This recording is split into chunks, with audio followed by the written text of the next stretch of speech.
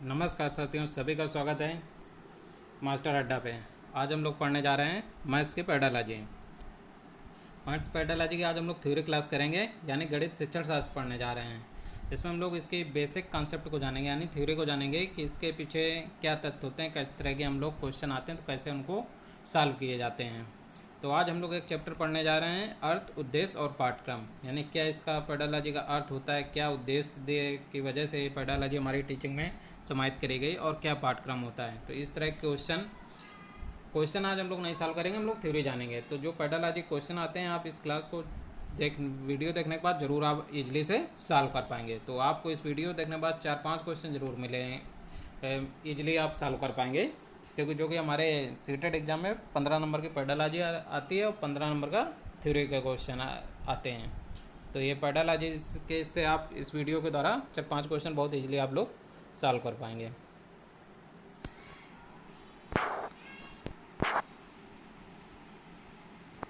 और अभी तक आप लोग हमारे चैनल से ना जुड़े हो तो हमारे टेलीग्राम या व्हाट्सएप से जुड़ जाएं, जिससे आपको फ्री नोट्स मिलते रहें। सारी पीडीएफ हम वहाँ पे फ्री प्रोवाइड करते रहते हैं, तो आपको पीडीएफ भी मिल जाएगी। और हमारे चैनल को ज़रूर सब्सक्राइब कर लें, जिससे आपको आगे आने वाली वीडियो मिलती रहे।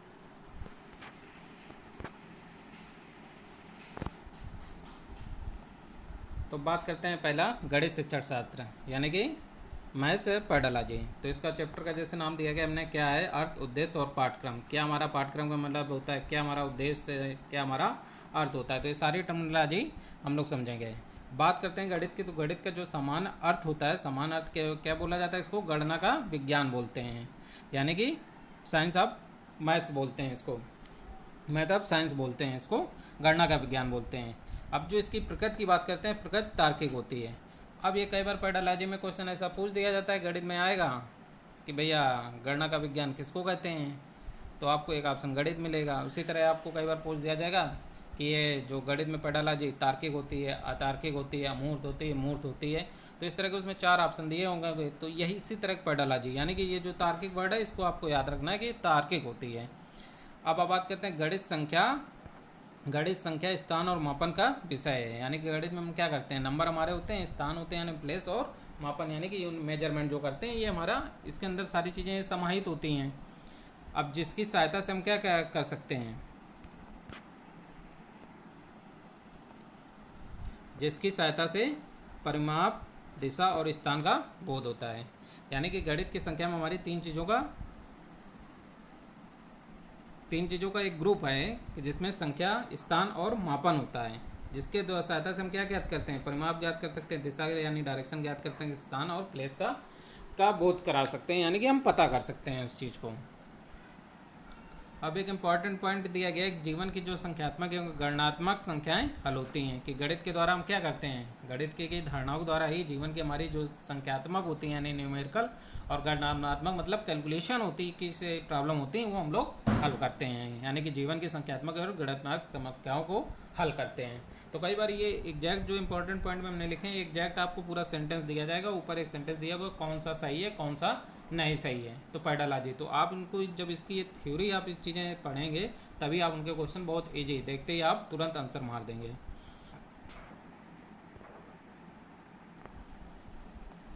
अब अगला पॉइंट पढ़ते हैं कि गणित की जो अवधारणाएं की सहायता से हम कठिन समस्या को सरल बना सकते हैं, यानी कि किसी समस्या को कठिन यानी कि हार्ड प्रॉब्लम को सिंपल प्रॉब्लम में कन्वर्ट कर सकते हैं। वो किसकी अवधारणा से, गणित की अवधारणाओं के द्वारा ही हम इसको की हेल्प से कर सकते हैं, यानी गणित अवधारणाओं की सहायता से हम कठिन समस्या को सरल बना सकते हैं।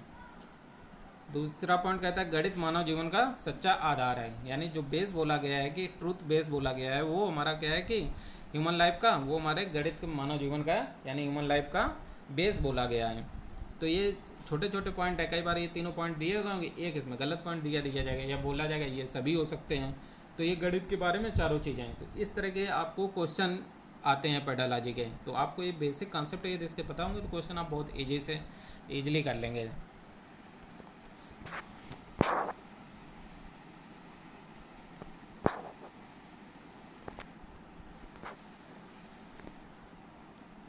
अब हम लोग कुछ परिभाषाएं देख लेते हैं कि जो इनमें पेडालॉजी में कई बार परिभाषा भी डिफिनेशन दे दी जाती है और पूछा जाता है ये किस वैज्ञानिक ने कहा है।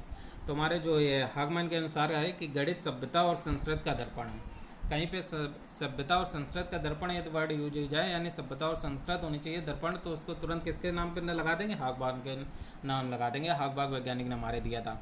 अब लाक के अनुसार क्या है, लाक के अनुसार गणित वह मार्ग है जिसके द्वारा बच्चे के मन तथा मस्तिष्क में तर्क करने की आदत स्थापित होती है। यानी तर्क करने की बात जहाँ स्थापित करने की बात आए तो वहाँ पे हमारा लाक ने वैज्ञानिक ने दिया था। तो लाक के अनुसार तर्क और ये लगा दें। अब गणित मन में तर्क का स्थायी आदत विकसित करने का द्वार है। यानी गणित मन में के तर्क को स्थायित्व, ये कहीं भी स्थायी आदत विकसित करने का द्वार कहा जाता है, तो वो भी हमारा लाक के अनुसार कहा जाता है। तो लाक 2 सेंटेंस में एक परिभाषा इनकी देख सकते हैं, जिसके द्वारा बच्चे के मन तथा मस्तिष्क में तर्क करने की आदत स्थापित होती है।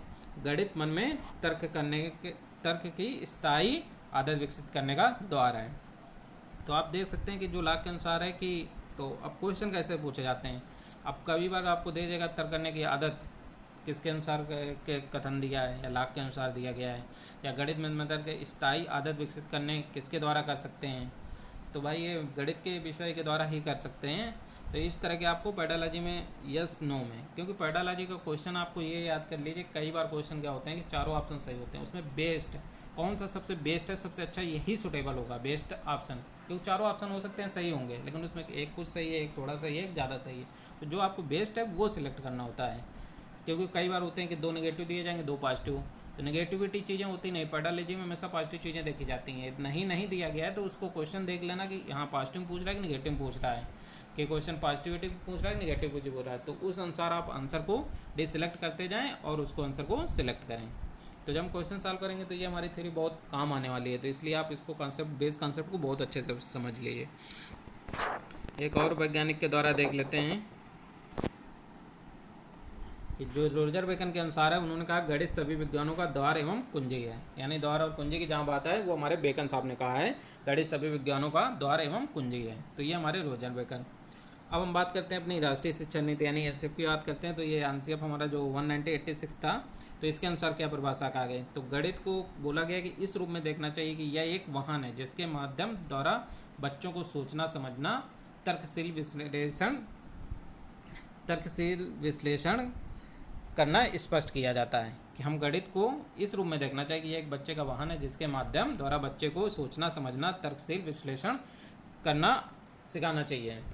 तो अब राष्ट्रीय नीति हमारी बात कर रही, तो हम राष्ट्रीय नीति में सबसे ज़्यादा फोकस करते हैं अपनी कि पेडालॉजी, तो इसका अलग एक चैप्टर हम पढ़ाएंगे, एनसीएफ क्या होता है, पूरा एनसीएफ 2005 जो हमारा नया कॉन्सेप्ट है, इसमें हम लोग पढ़ेंगे क्या क्या चीज़ें हैं कि शिक्षा बाल केंद्रित होनी चाहिए, शिक्षा केंद्रित नहीं होनी चाहिए, और उसका जो शिक्षा होनी चाहिए वो बाहर के अनुसार होनी चाहिए, प्रैक्टिकल थ्योरी किस तरह रिलेट करी जाती हैं। तो ये सारी चीज़ें हम लोग राष्ट्रीय शिक्षा नीति जब पढ़ेंगे तो उसमें भी पढ़ेंगे चैप्टर में, तो कोई परेशानी वाली बात नहीं। लेकिन जो यहाँ पे बोली गई, तो इसमें जो वाहन एक इन्होंने शब्द यूज किया जिससे एक वाहन है, तो एक एग्जाम्पल हम इसमें लेंगे। तो पूरी पेडालॉजी की आज जो हम इस क्लास में पढ़ने जाएंगे उस एग्जाम्पल को हर जगह हम लोग यूज करेंगे, कैसे रिलेट करते हैं, कैसे पेडालॉजी एक दूसरे से रिलेट होती चली जाती है। तो इंटरेस्टिंग बनाने के लिए हमने बहुत अच्छा एग्जाम्पल लिया, उस एग्जाम्पल से ही पूरी चीज़ें हम लोग आगे देखेंगे।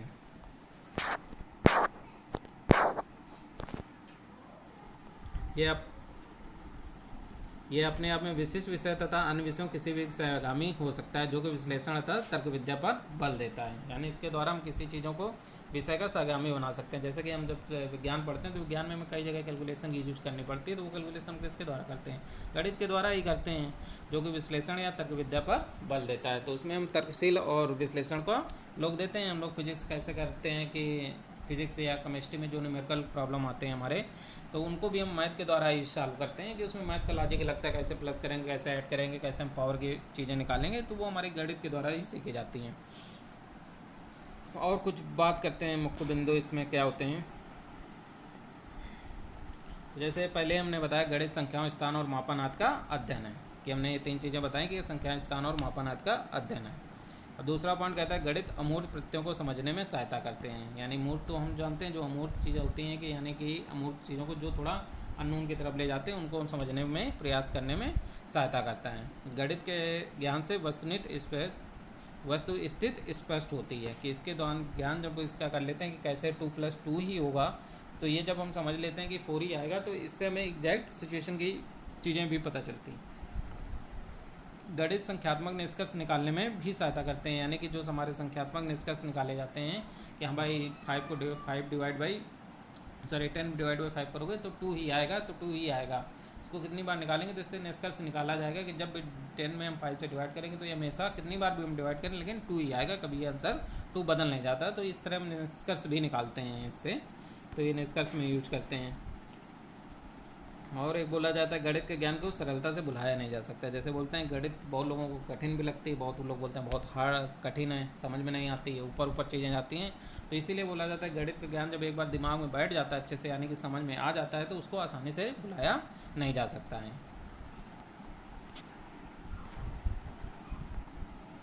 अब कुछ कहाँ हम प्रयोग करते हैं गणित का उपयोग और महत्व देख लेते हैं। तो गणित का प्रयोग जैसे दैनिक क्रय विक्रय में करते हैं। जैसे हम कुछ दुकान में खरीदने जाते हैं तो कोई वस्तुएं खरीदते हैं, तो हम कैसे उसी के द्वारा तो क्रय विक्रय करते हैं कि हम उसको 100 कोई सामान यदि हमने 50 रुपये का लिया और उसको 100 का नोट देंगे तो वो हमको 50 रुपये वापस कर देगा। तो ये जो क्रय और विक्रय का है ये हम लोग गणित के कैलकुलेशन के द्वारा ही तो करते हैं कि हाँ भाई उसने 100 का दिया, ये तो 50 का सामान खरीदा तो 50 हमको उसको वापस देना पड़ेगा, तो क्रय विक्रय में। अब इसी तरह आता है दूसरा ऑप्शन आता है कि वाणिज्य व्यापार में उपयोग कि तो इसका व्यापार में भी बहुत ज़्यादा कि जब कोई बिजनेस करता है तो कैसे किस तरह के उसको कमाता है, किस तरह खर्च करता है, दोनों चीज़ें कि कितना उसने इन्वेस्ट किया, कितना उसने कमाया, कितना उसने खर्च कर दिया, तो ये सब चीज़ें निकालते हैं। यानी जैसे प्रॉफिट लॉस कैलकुलेट करते हैं किसी बिजनेस में, तो कैसे इसी तरह तो कैलकुलेट करेंगे कि हाँ भाई ये 10 रुपये का उसने ख़रीदा है तो इसको 11 रुपये में बेचेगा, तब उसको 1 रुपये का इसमें जो होगा प्रॉफिट होगा। इसी तरह विज्ञान में गणित का प्रयोग, जैसे अभी हमने विज्ञान में बताया कि विज्ञान में कि जो भी साइंस की चीज़ें होती हैं, तो हमारे या केमिस्ट्री की बात करें या हमारे रसायन विज्ञान या हमारी फिजिक्स यानी कि भौतिक विज्ञान की बात करें, तो उसमें बहुत सारी कैलकुलेशन हमारी करनी होती है, खास तौर से फिजिक्स में। यानी भौतिक विज्ञान में तो पूरी, यदि आपको मैथ अच्छी आती नहीं तो भौतिक विज्ञान बहुत डिफिकल्ट हो जाता है एक समय। तो इसलिए बोला जाता है कॉम्बिनेशन है कि जो भौतिक विज्ञान है वो एक गणित का ही छोटा प्रारूप है कि उसमें बिना कैलकुलेशन के आप सर्वाइव नहीं कर सकते हैं। अब आते हैं तो ये तो अर्थ की बात हो गई कि क्या क्या अर्थ, हमने 3 नाम दिए थे, अर्थ, उद्देश्य और पाठक्रम, तो तीनों चीज़ों को समझेंगे। तो ये अर्थ की कुछ बेसिक हमने चीज़ें टर्मिनोलॉजी समझी कि क्या अर्थ होता है हमारा गणित के, किस तरह के अर्थ से हमारे पेडालॉजी में क्वेश्चन बनते हैं, तो ये इस तरह जाना। अब हम बात करते हैं उद्देश्य, क्या उद्देश्य था इसका, क्यों हमारी पेडालॉजी यूटिलाइज करनी पड़ी, क्या हमारी टीचिंग के लिए हेल्पफुल थी, तो हमारी पेडालॉजी को इसमें दिया गया।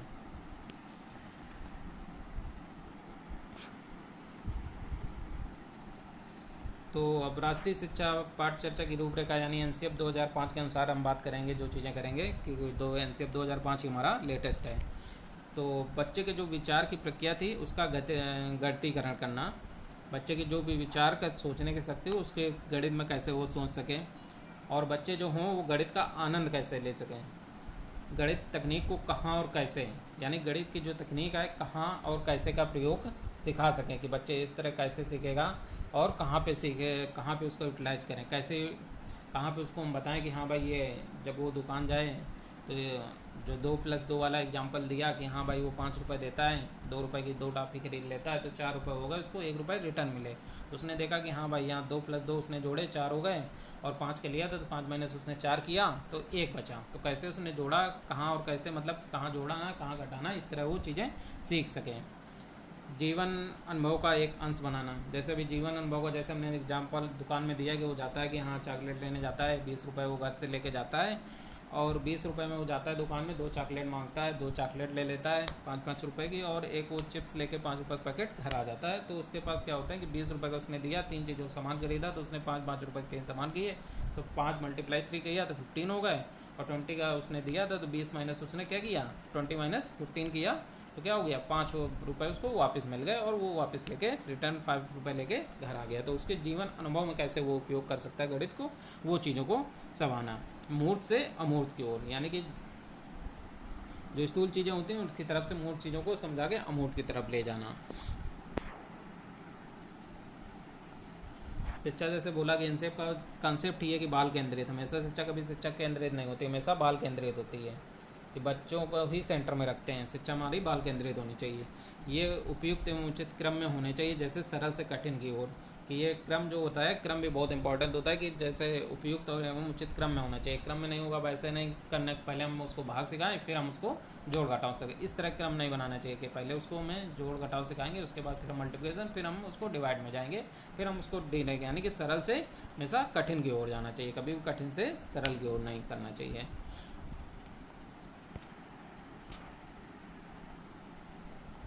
तो बात करते हैं अगला जो दिया था, तो देश में हमने बात कर ली, अर्थ में बात कर ली, अब बात करते हैं हम लोग पाठ्यक्रम। तो पाठ्यक्रम को जो लिया गया था वो लैटिन भाषा के शब्द से लिया गया है, क्यूरार से लिया गया है, जिसका अर्थ होता है दौड़ का मैदान। जो कि पाठ्यक्रम हमारा लिया गया है, तो पाठ्यक्रम हमारा क्या था, इसका अर्थ होता था क्यूरार। तो क्यूरार था, तो शिक्षा के क्षेत्र में पाठ्यक्रम वह मार्ग है जिस पर दौड़कर शिक्षार्थी अपनी मंजिल तक पहुंचता है, उसको हम पाठ्यक्रम कहते हैं। यानी शिक्षा के क्षेत्र में पाठ्यक्रम वह मार्ग है जिस पर दौड़कर शिक्षार्थी अपनी मंजिल, यानी पाठ्यक्रम हमारा एक सिलेबस जिसको हम लोग बोलते हैं, जनरली हर वर्ड में यूज करते हैं कि हाँ भाई सिलेबस, कितना सिलेबस कंप्लीट हुआ, कितना ये हुआ, तो उसको हमने पाठ्यक्रम नाम दे दिया।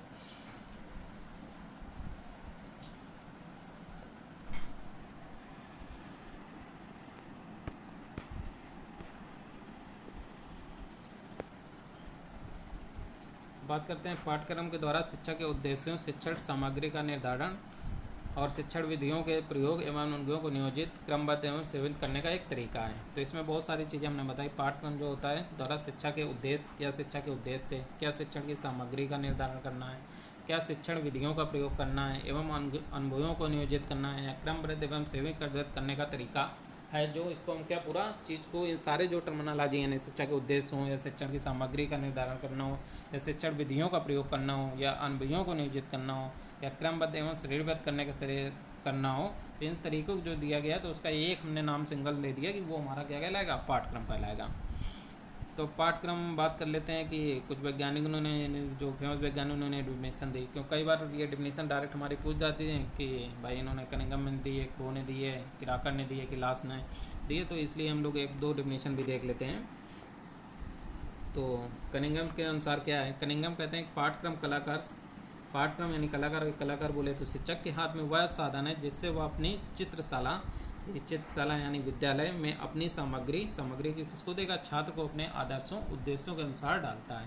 यानी पाठ्यक्रम कलाकार शिक्षक के हाथ में वह साधन है जिससे वह अपनी चित्रशाला विद्यालय में अपनी सामग्री छात्र को अपने आदर्शों उद्देश्यों के अनुसार देता है। तो शार्ट में वो बोले तो हम बोल सकते हैं शिक्षक क्या करता है, शिक्षक विद्यालय में जाता है, अपने विद्यालय से जाके वो छात्र को डायरेक्ट शिक्षा देता है, छात्र के उद्देश्यों के अनुसार यानी अपने आदर्शों के अनुसार ढालता है। तो ये जो डिफिनेशन दी उन्होंने, इसमें 4 पॉइंट इंपॉर्टेंट हैं, शिक्षक, विद्यालय, छात्र और उद्देश्यों। या हम बोले तो कलाकार, चित्रशाला, सामग्री और आदर्शों की बात करें तो ये हमारे कनिंघम साहब ने, जहाँ भी 4 वर्ड आए तो हम तुरंत देख के बता देंगे कनिंघम साहब ने डिफिनेशन दी है हमारी।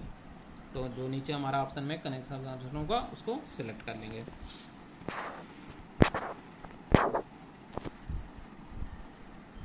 अब ये कई बार पूछा जाता है पाठ्यक्रम निर्धारण के चरण क्या कौन कौन से चरण होते हैं। तो सबसे पहले पाठ्यक्रम का उद्देश्य क्या है, उद्देश्य का सबसे पहले निर्धारण करना कि किस उद्देश्य के लिए पाठ्यक्रम बनाया जा रहा है, तो ये बहुत इंपॉर्टेंट है उद्देश्य। फिर बात करते हैं अधिगम की सामग्री यानी उपयुक्त विषय वस्तु का चयन एवं संगठन करना, दूसरा पॉइंट होता है। फिर होता है उपयुक्त अधिगम और अनुभवों का चयन करना, उपयुक्त अधिगम और अनुभवों का चयन करना। फिर उसके बाद आता है मूल्यांकन के लिए उचित सामग्री का चयन करना कि कैसे उसका मूल्यांकन करेंगे।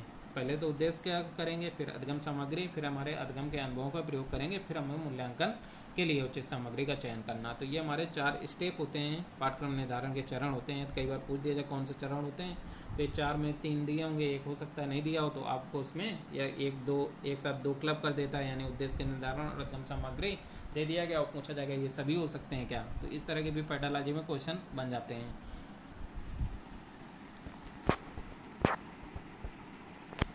अब हम लोग गणित के कुछ शिक्षण की समस्याओं के बारे में बात कर लेते हैं कि क्या क्या समस्याएं थी। तो बच्चों में गणित को लेकर डर एवं असफलता का भाव रहता था बहुत ज़्यादा। ये अभी भी देखा जाता है कि इतनी चीज़ें होने के बाद भी, एनसीएफ लाने के बाद, बहुत सारी चीज़ें के बाद भी अभी बच्चों के अंदर गणित के अंदर बहुत ज़्यादा भय रहता है, बहुत सब टफ सब्जेक्ट है, कैसे पढ़ेंगे, क्या करेंगे। तो गणित को कभी भी इस तरह नहीं बच्चों को पढ़ाना चाहिए कि उनमें इतनी कठिनाई आई कि किसी बच्चे को दशमलव में कठिनाई है तो उसे प्रतिशत भी कठिन लगेंगे। इस तरह चीज़ें नहीं करनी चाहिए जिससे वो कठिन में एकदम उसको लगने लगे नहीं ये तो बहुत हार्ड है, मुझे समझ में नहीं आएगी। दूसरा पॉइंट होता है निराशाजनक पाठचर्या बना लेना कि हाँ आज गए ये पढ़ा देंगे कल गए उस तरह, तो इस तरह के भी निराशाजनक चीज़ें नहीं होनी चाहिए। अपस्कृत मूल्यांकन कि इस तरह का मूल्यांकन होना चाहिए जो उसके अनुसार समझ में आए कि हाँ मूल्यांकन किस तरह किया गया है कि हाँ भाई इतना हमने सवाल किया तो इसका हमें पॉइंट मिलना चाहिए, इतना हमारा गलत हुआ तो इसका नहीं होना चाहिए। यानी कि स्टेप मार्किंग वगैरह कि जो मूल्यांकन जो होना चाहिए वो पर्याप्त होना चाहिए, अच्छी तरीके से होना चाहिए। ऐसा नहीं कि हाँ लास्ट में आपने आंसर देखा आंसर उसका बाय डिफ़ॉल्ट या गलती में मिस्टेक कर दिया, आपने आंसर नहीं आया, पूरा सवाल क्वेश्चन काट दिया और उसको मूल्यांकन में 0 नंबर थी। इस तरह का मूल्यांकन भी नहीं करना चाहिए। शिक्षक की अपर्याप्त तैयारी यानी शिक्षक ने तैयारी नहीं करी और क्लास में पढ़ाने चला गया, तो ये भी अच्छा तरीका नहीं है कि शिक्षक की भी अच्छे से तैयारी अपने करके जानी चाहिए। जो भी उसको नोट्स या जो भी चीज़ पढ़ानी है किस तरह पढ़ाएंगे, क्या क्या चीज़ें हमको पढ़ानी है आज क्लास में, वो तो करके जानी चाहिए। अब अगली आती है कुछ व्यवस्थागत संस्थाएँ, व्यवस्थागत भी समस्या होती हैं। विवरण स्तर के गणित संवाद की कमी होना या गणित शिक्षक प्रकार ऊंचा या उस तरह का योजनाओं को सही तरह से धारणाओं को सही तरह से ना कर पाना नियोजन, तो वो भी दिक्कतें होती हैं। तो इस तरह की भी चीज़ें नहीं करनी चाहिए, व्यवस्थागत समस्याएं होती हैं। तो ये कुछ हमारी गणित की प्रमुख समस्याएं थी जो हमने यहाँ डिस्कस करी। तो ये हमारी पेडालॉजी की थ्योरी क्लास रही। होपफुली आप लोगों को अच्छी लगी होगी तो लाइक और सब्सक्राइब करना ना भूलें चैनल को, जिससे हम इसी तरह के और आप लोगों को वीडियो बना देते रहें और आपको PDF भी मिलती रहें। वीडियो देखने के लिए सभी का धन्यवाद।